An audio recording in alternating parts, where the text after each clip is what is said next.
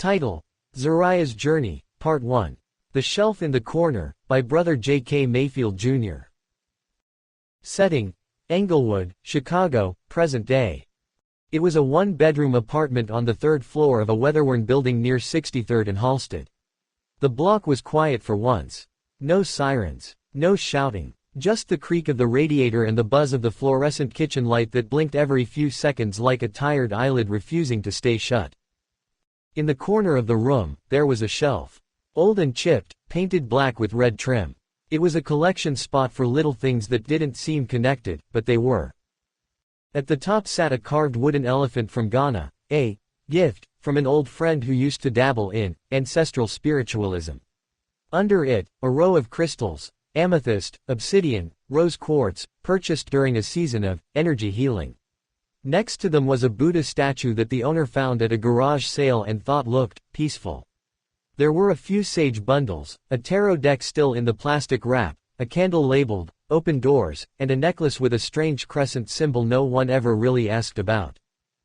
The shelf belonged to Zariah Mitchell, 28, born and raised in Englewood, former atheist-turned-seeker-turned-confused Christian. Her heart had been stirring lately. She had started attending church again. Small storefront on Ashland where the preacher sweated when he prayed, and the mothers wore white on first Sundays. Something there made her soul feel like it could breathe. But every time she came home, that shelf stared at her. The dream. That night, Zariah dreamed she was in a room with no windows. Just four walls. In the center, a throne made of mirrors. Around it were dozens of people, some wearing animal masks, others whispering strange chants. They bowed to the throne, but no one sat on it. Then she heard a voice, not loud, but steady. Familiar, yet piercing. You shall have no other gods before me. Exodus chapter 20 verse 3. Zariah turned. A figure of light stood beside her, eyes like burning fire and hands full of thorns. He pointed to her chest, and when she looked down, she saw tiny figures climbing out from her ribcage, small idols, whispering lies. We comfort you. We give you peace. We protect you. And then the fire spoke again. You have made room for foreign gods, and yet you ask me to dwell. I will not share my glory. She woke up sweating, breathless. The clearing. That morning, Zariah didn't eat breakfast.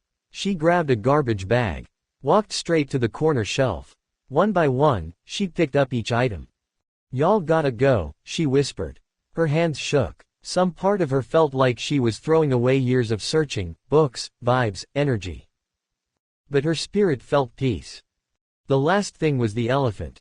Heavy in her hand, she hesitated, until her phone buzzed. A verse from her Bible app. The idols of the nations are silver and gold, the work of human hands. Those who make them will be like them. Psalm chapter 135 verses 15 through 18. She dropped it into the bag and tied it shut.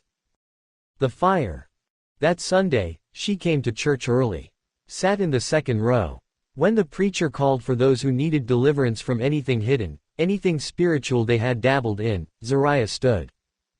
Tears flowed. Not dramatic. Just clean. As if her heart was finally making space for one.